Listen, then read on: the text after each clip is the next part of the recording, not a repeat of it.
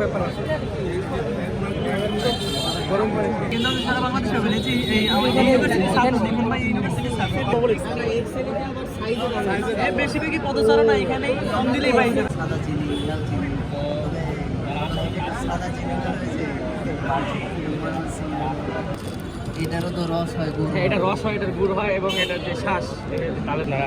খাওয়া যায় হ্যাঁ এটা এটা তো মজিটা বল বল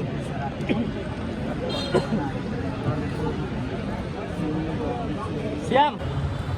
আরেকবার ঢেলে খান আরেকবার ঢেলে খান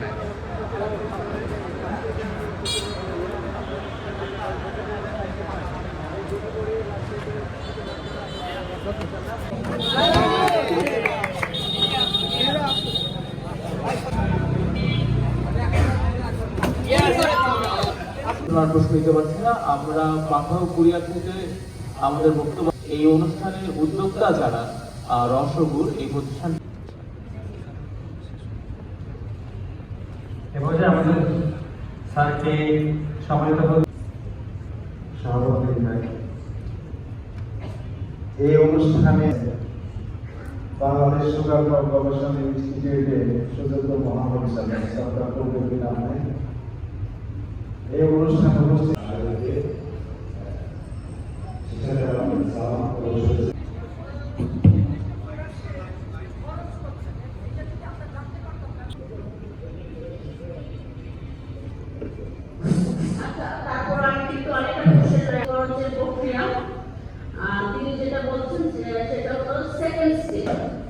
এখানে যারা গাছি বাইরে রয়েছেন খরচের বিষয়টা কতটুকু গাছে তারপরে সেটা হয়তো জাল দিয়ে কেউ বা সলিড ফর্মে নিচ্ছে কেউ বা গুড় উৎপাদন খরচ না এটা এভাবে আমাদের গভর্নমেন্টের কোনো এই ক্ষেত্রে যদি অনিয়ম হয় তাহলে আমরা তো ধরতে পারছি না একটা নির্দিষ্ট ক্ষেত্রে আমার হবে এইটা আমরা একটু সলিউশন চাচ্ছি বা কোথায় পাবো এই খরচটা কোথায় লেখা আছে এটা আমাদের আনুষঙ্গিক বিষয়টা আমি মনে করব যে আমাদের মাননীয় প্রধান অতিথি রয়েছেন এবং অনিশ্চয়তা দিবেন আর দেখা যাচ্ছে যেটা একটা প্রশ্ন করতে চাই আসসালামু আলাইকুম ওয়া রাহমাতুল্লাহ খাঁটি গুড় এর মধ্যে পার্থক্য কিভাবে আমি চিনব ভেজাল গুড় এবং খাঁটি গুড়ের মধ্যে পার্থক্য আমি কিভাবে চিনব আচ্ছা আধুনিকায়ন করা হয়েছে এটা 2025 ইনশাআল্লাহ 2025 সনে করবে না অর্থাৎ যে প্যারামিটার গুলো দেওয়া হয়েছে সেখানে ব্যত্যয় ওকে যেটা রস থাকবে সেই রস কিন্তু ময়েশ্চার কন্টেন্ট থাকবে এটা কৃষির উপর বলছি দীর্ঘদিন যাবত আখের গুড় খেজুরের গুড় এবং তালের গুড় নিয়ে কাজ করছি ম্যামের কাছে আমার প্রশ্ন হচ্ছে আমার বাসা হলো নওগাঁ জেলার পটলিতলা থানায় এখানে আখের গুড় তৈরি করতে গেলেই থানায় থেকে একটা বাধা আসে যেখানে আমরা আখের গুড় তৈরি করতে পারি না বিভিন্নভাবে আমাদেরকে হ্যারাসমেন্ট করা হয় দ্বিতীয় নম্বর প্রশ্ন হচ্ছে তালের পাল্প সংগ্রহ করে সেখান থেকে আমরা গুড় সংগ্রহ করি তালের পাল্প সংগ্রহ করার পরে গুড়ে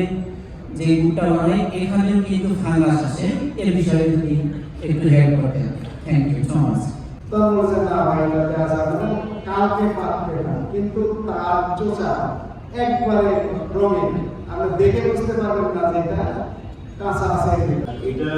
আপনার যেটা বললেন 2 বছর আগের প্রবলেম এন্ড এটা আগে যেটা হতো আপনার জোন এরিয়া নিজে থেকে সিলেক্ট করে দিত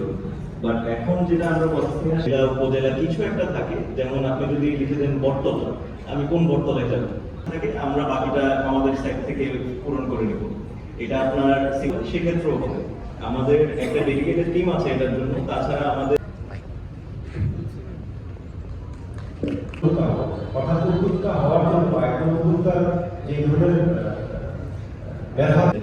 বা যখন ভিন্ন শহরে যায় সেটা ঢাকা চিটাগং যেখানেই হোক রাজশাহী খুলনা কোনো একটা শহরে পাঠাতে হয় সেখানে আমাদের জ্বালানি খরচ আছে সেখানে আমাদের প্রসেসিং খরচ আছে সো সব কিছু মিলিয়ে যেটা আছে আমরা জানি এরকম একটা পরিবেশে সবসময় আমাদের সাথে কাজ করতে পারি সেই দোয়া আছে আমি আমার সব আমি ডক্টর আহসানুল ইসলাম স্বপন স্যারকে অনুরোধ করছি মঞ্চে আসার জন্য। শ্রদ্ধেয় মাইনুল আহমদ ভাই, ফাউন্ডেশনের চেয়ারম্যান জিম হাকিম ভাই, ডক্টর মোহাম্মদ ফজলুল বেগম প্রধান বিজ্ঞানী কর্মকর্তা ও ইনচার্জ বিএসআরআই।